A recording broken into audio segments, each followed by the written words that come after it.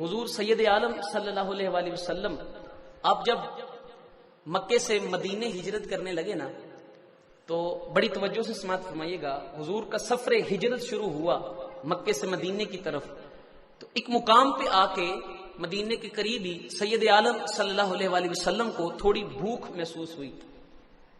سید عالم نے دور ایک جھونپڑی دیکھی، تو حضرت ابوبکر صدیق ہمراہ تھے، دیگر ساتھی تھے، تو آپ جھونپڑی کی طرف چل پڑے۔ جھونپڑی کے باہر ایک عورت بیٹھی تھی، اس عورت کا نام تھا ام معبد رضی اللہ تعالی عنہا، بعد میں آپ مسلمان بھی ہو گئی تھی۔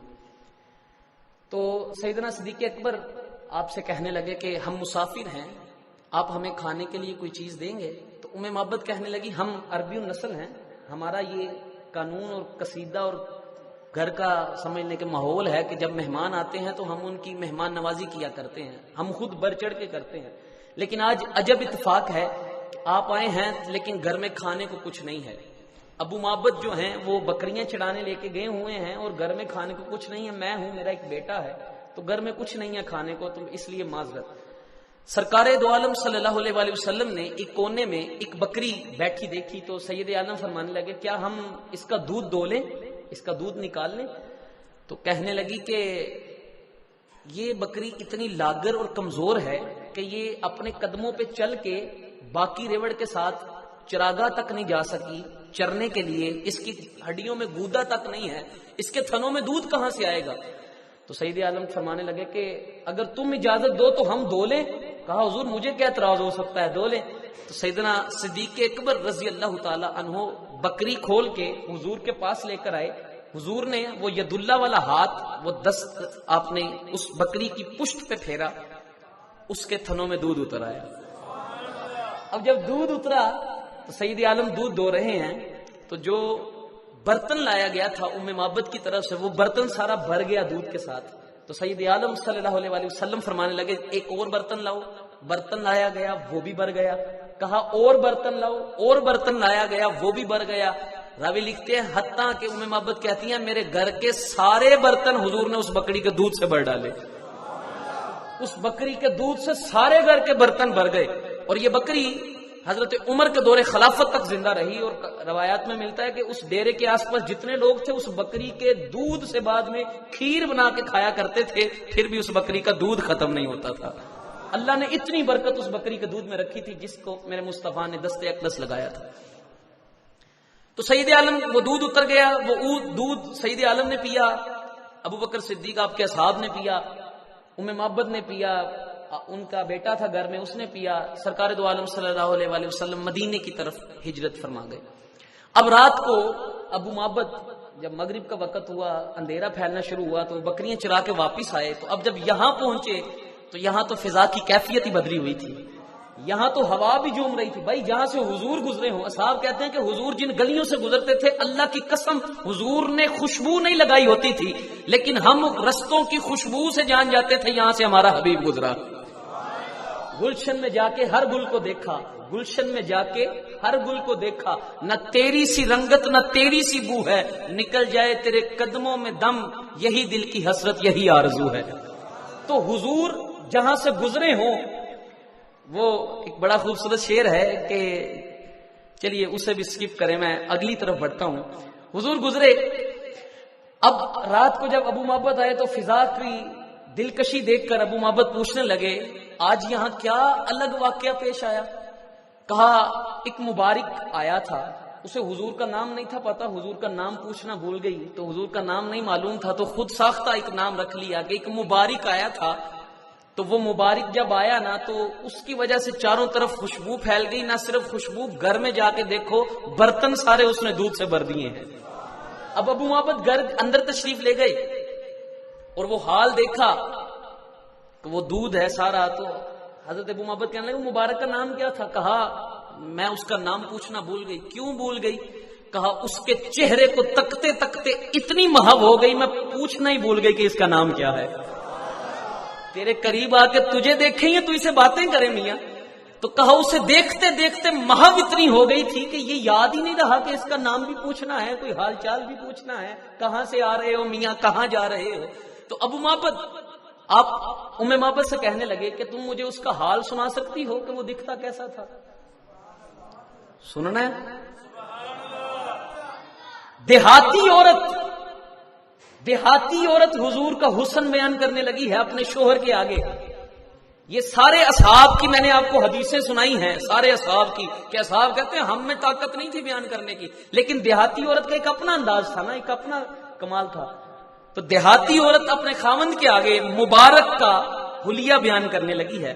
کہتی ہے رأیت رجلا ظاہر الوداع، کہا میں نے ایک ایسا شخص دیکھا جس کا حسن بڑا نمایاں تھا، ظاہر حسن بڑا نمایاں تھا. ابلج الوجہ، اس کا چہرہ نہایت حسین اور حشاش بشاش تھا. پھر فرمایا حسن الخلق. یہ پوری جو روایت ہے نا میں اردو صرف آپ کے سامنے پڑھ دیتا ہوں. کہا کہ اس کے اخلاق بہت اچھے تھے، نہ رنگ اتنا زیادہ سفید تھا اور نہ ہی کم تھا، درمیانہ، بہت خوبصورت، گردن پتلی سر پتلا، اس میں کوئی نقص نہیں تھا، بڑے خوبرو اور حسین تھے. فرمایا آنکھیں سیاہ تھی. اپنے حبیب کا حلیہ سنیے دیہاتی عورت کے ہاتھ. کہا آنکھیں حسین تھی اور بڑی بڑی تھی، اور فرمایا پلکیں لمبی تھی، ان کی آواز گونجدار تھی. اور کہا سیاہ چشم اور سرمگی، دونوں ابرو باریک اور ملے ہوئے تھے. حضور کے دونوں ابرو باریک اور ملے ہوئے تھے. اور کہا بالوں کی سیاہی خوب تیز تھی، گہرے سیاہ بال تھے حضور کے. اور کہا گردن چمکدار اور ریش مبارک، داڑھی بڑی گنی تھی. اور پھر فرمایا جب وہ خاموش ہوتے تو پروقار نظر آتے، اور جب گفتگو فرماتے تو چہرہ اقدس جو ہے وہ پر نور اور بارونق ہو جاتا تھا. اور پھر بڑی خوبصورت بات کہی حضرت ام معبد نے. کہتی ہیں گفتگو گویا ایسی تھی جیسے موتیوں کی لڑی پہ روئی جا رہی ہو، موتیوں کی لڑی جس سے موتی جڑ رہے ہوتے ہیں. گفتگو واضح تھی، نہ بے فائدہ نہ بےہودہ. اور یہاں ام معبد نے بڑی خوبصورت بات کی جس کے لیے یہ پوری روایت ہے. کہا جب دور سے دیکھتے تھے، دور سے آتے دیکھے نا جب انہیں، تو بڑے باروب اور جمیل نظر آ رہے تھے، لیکن جب قریب آئے تو ان سے زیادہ حسین شیریں گفتار اور خوبصورت میں نے کبھی دیکھا ہی نہیں تھا. دور سے آتا بھی حسین دکھتا تھا، قریب آ کے بھی حسین دکھتا تھا. پھر فرمانے لگی قد درمیانہ تھا، نہ اتنا طویل کہ آنکھوں کو برا لگے، نہ اتنا پست کہ آنکھیں معیوب جانے. پھر کہا آپ دو شاخوں کے درمیان ایسی شاخ تھے جو سرسبز و شاداب ہوتی ہے.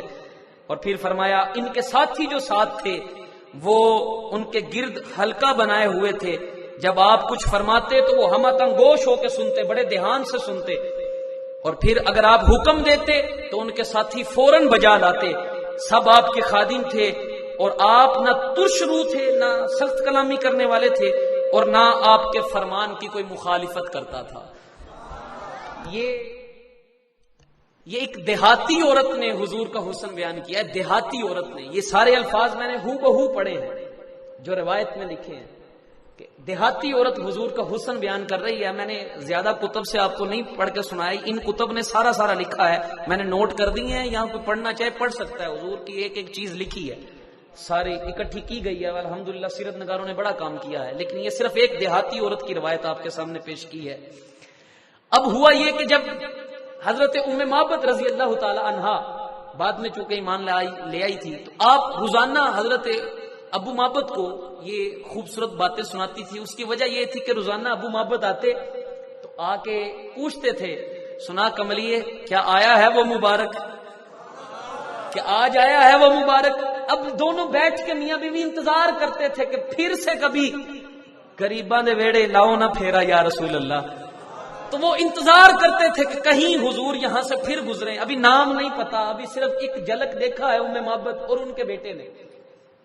اب حسن اتفاق دیکھیے، اللہ اکبر. ایک دن ام معبد ایک چیز ڈھونڈتے ہوئے قریب کے قبیلے تک گئی تو انہیں وہ چیز نہ ملی، اگلے قبیلے چلی گئی تو چلتے چلتے مدینے کے شہر پہنچ گئی.